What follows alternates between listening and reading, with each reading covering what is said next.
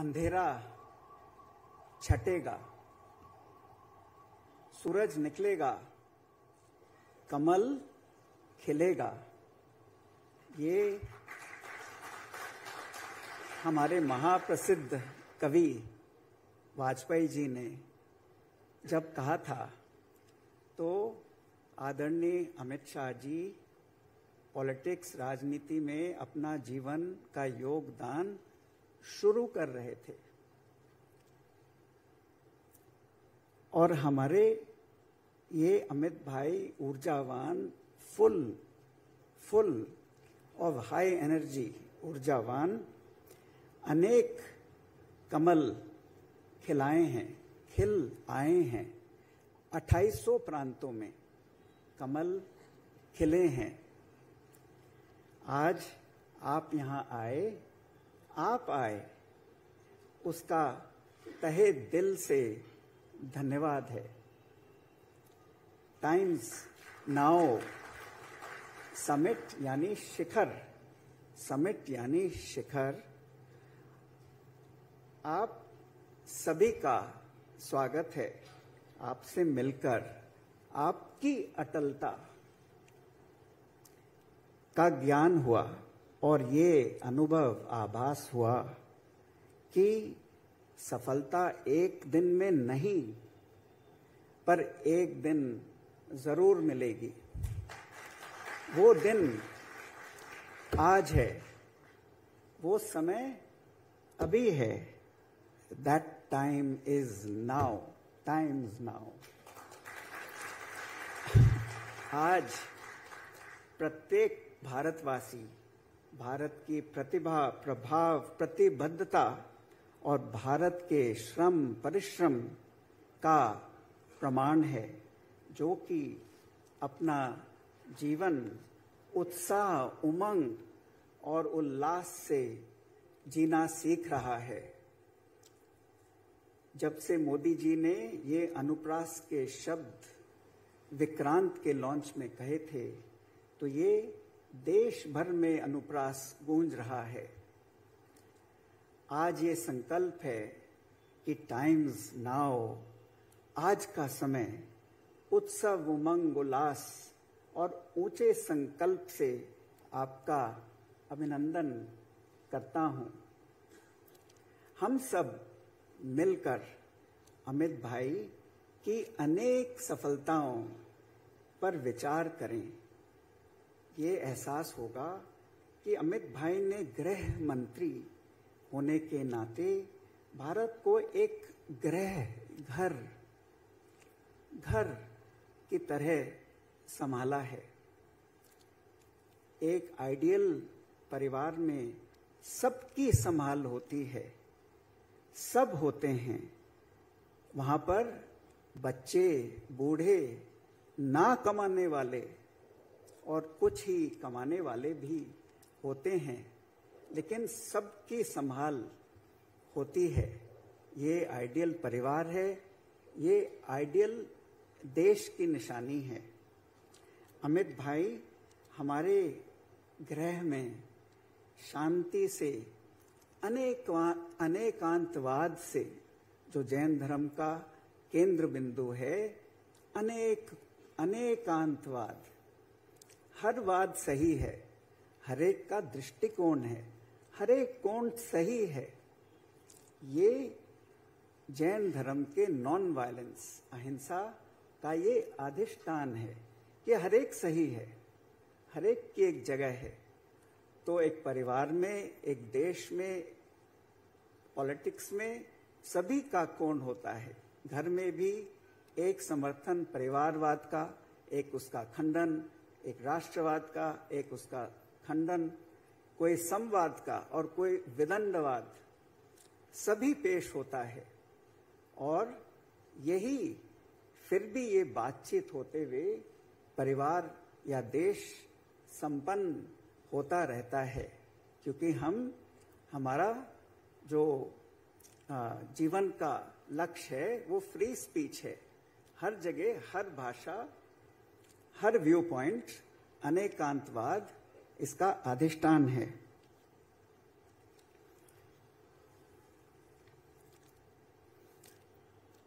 जिस तरह अखंड भारत की सीमा बाली से लेके अफगानिस्तान तक थी।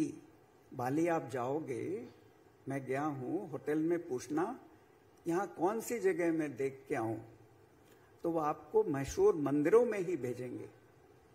वहां पे हर देवी देवता के मंदिर हैं, और क्योंकि उनकी नाक नक्श हमारे से थोड़ी फर्क है, तो वहां देवी देवता उनके नाक नक्श और कई छोटी छोटी रीति में फर्क है हमारी रीतियों से, लेकिन पूजा और वही देवी देवता हैं। अनोखी बात है। और अफगानिस्तान के तो आप सभी जानते हैं, वहाँ बामियान बुद्धा की कैसे स्टैचूज थी। तो हमारा देश का जो अखंड भारत था, जो ऐतिहासिक हो गया था, अब वो नए रूप में मैं आपसे विनती करता हूँ कि एक महा अखंड भारत का निर्माण आपके और प्रधानमंत्री के लीडरशिप नेतृत्व में जरूर होगा। विदेश जब जाते हैं, आप भी 20 साल से सब जा रहे हैं, तो कॉलेजेस में, मंदिरों में, घर घर में हिंदुस्तान का संस्कृति यानी कल्चर, हमारे शास्त्र की कोर्सेज, हमारे शास्त्रीय संगीत, शास्त्रीय नृत्य, शास्त्रीय भोजन, आयुर्वेदिक का भोजन के कोर्सेज निरंतर चलते रहते हैं और अध्यात्म की चर्चा बढ़ती जा रही है। गीता, अष्टावक्र, योग वशिष्ठ, पातंजलि सूत्र, ये सब पढ़ाए जा रहे हैं सब कॉलेजेस में। ये मैं देख रहा हूं कि ये बढ़ता जा रहा है। ये हमारा प्रभाव महा अखंड भारत का कल्चर फैलाने का। आप आदरणीय गृह मंत्री चाह रहे हैं कि मेडिकल की पढ़ाई सब हिंदुस्तानी भाषाओं में होवे।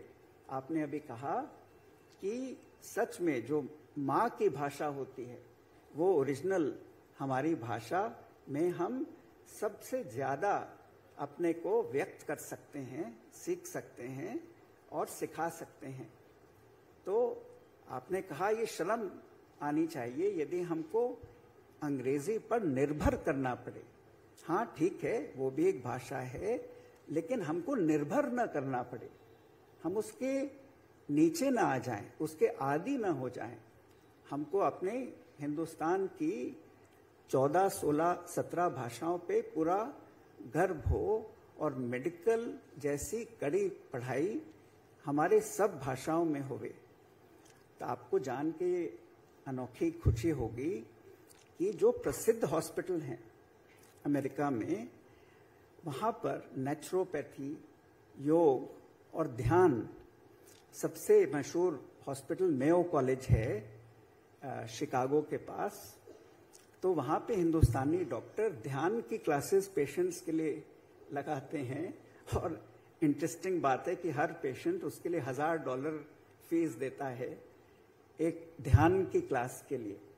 यहाँ तक हमारा प्रभाव फैलता जा रहा है।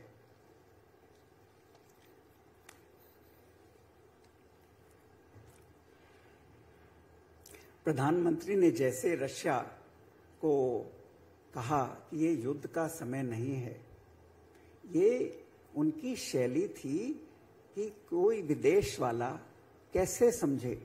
लेकिन हिंदुस्तान की जो परंपरा रही है कि कभी भी युद्ध का समय नहीं है, नॉट कि ये समय नहीं है, कभी भी हिंदुस्तान ने आक्रमण का समर्थन नहीं किया। लेकिन जब आक्रमण हुआ तो कृष्ण ने भी अर्जुन को कहा कि तुम उसका जवाब दो। लेकिन हमने, हिंदुस्तान ने या कृष्ण ने आक्रमण नहीं सिखाया। इसलिए हमारी मिनिस्ट्री, इंग्लैंड में उसको वॉर मिनिस्ट्री कहते थे, हमने उसको डिफेंस मिनिस्ट्री कहा। और मेरे को ऐसा विचार आ रहा था कि गृह मंत्री, ये पीस मिनिस्ट्री का नाम आप विचार करें, क्योंकि घर घर में शांति इससे फैलेगी और फिर सारे विश्व में पीस होगा। There is no path to peace, peace is the path. ऐसा नहीं है without war no peace, peace is the path. ये महाभारत का समय नहीं है, अखंड भारत इतिहास हो गया है। ये जो समय है महाअखंड भारत का। ये महाशब्द बहुत अनोखा है। इंग्लैंड 400 साल पहले संकल्प किया कि हम विश्व में छा जाएंगे, तो उन्होंने, गूगल से मैंने निकाला, 400 साल पहले ये ग्रेट शब्द जोड़ा।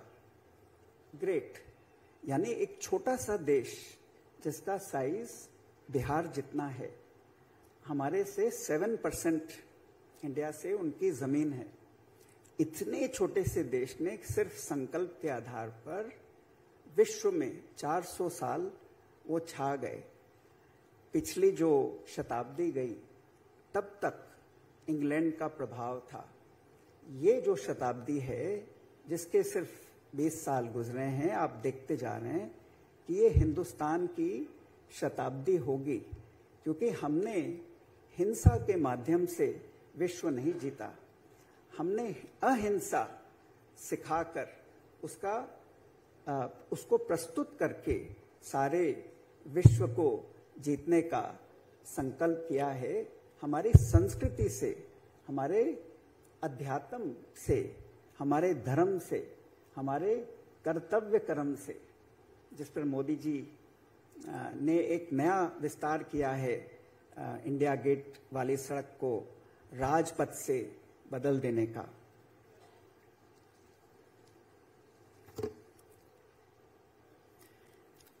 ये अहिंसा का सिद्धांत, सोचो कि गांधी जी ने, महावीर और बुद्ध, 3000 साल से ये चलता आ रहा है। कोई शास्त्र नहीं मिलेगा, क्योंकि मनुष्य का बेसिक नेचर, बच्चों, 3 बरस के बच्चों में आप देखोगे एक दूसरे से लड़ाई करेंगे, धक्का दे के गिरा देंगे। तो मैं देखता रहता हूं कि हिंसा एक बेसिक नेचर ह्यूमन बीइंग का, एवोल्यूशन के पहले, उसके डेवलपमेंट, ग्रोथ के पहले हिंसा होता है। तो भले पातंजलि खोलो, भले ब्रह्मसूत्र खोलो, भले आप योग वशिष्ठ देखो, हर एक शास्त्र अहिंसा को कहता आ रहा है। जो लड़ाई करके जीत जाता है, जो आक्रमण या सेल्फ डिफेंस में जीतता है, उसको आप वीर कहेंगे। लेकिन जो बिना लड़ाई के शांति प्रस्ताव से शांति फैला देता है, अहिंसा फैला देता है, उसको मोहित जी आप क्या कहेंगे? महावीर कहेंगे। तो वीर और महावीर का ये भेद देखें कि हमारे महावीर अब प्रकट हो रहे हैं। हमारे राम लखन की जोड़ी में प्रधानमंत्री और आदरणीय अमित शाह की ये अनोखी जोड़ी में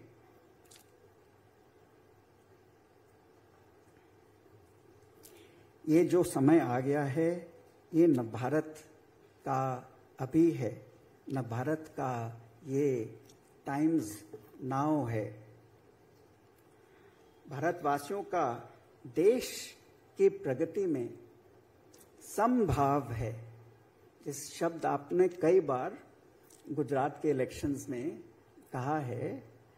जब हम मिलजुल कर कर्तव्य कर्म करेंगे तो उसको समबुद्धि कहते हैं। और जैसे प्यार की नज़र से मैं आप सबको देख रहा हूँ, इसको समदृष्टि कहते हैं। और जब ये तीनों जुड़ जाते हैं तो हर समस्या का हल हो जाता है, समाधान हो जाता है। और इसी को समाधि कहते हैं, जो हमारे कल्चर और अध्यात्म का फाउंडेशन है, अधिष्ठान है। गुजरात के इलेक्शन में आपने अनोखे अनुप्रास से कहा कि हम मजबूत सरकार देकर एक सुरक्षित, सुविकसित, संस्कृत और शिक्षित गुजरात बनाना चाहते हैं, जो हम सालों से कर रहे हैं। इस अनुप्रास ने मुझे प्रेरणा दी कि ये आपकी संस्कृति है, आपके संस्कार हैं, जिससे सारे 28 प्रांत में सुशोभित आप और प्रधानमंत्री होंगे। ये आपके बेसिक संस्कार हैं पीस फैलाने के।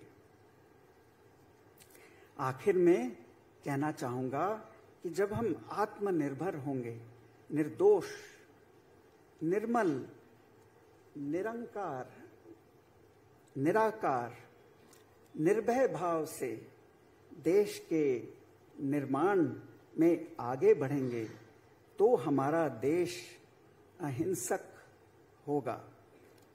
हमारी संस्कृति और सभ्यता बढ़ेगी और हम दुनिया भर की सभी समस्याओं का समाधान कर पाएंगे। जय महा अखंड भारत।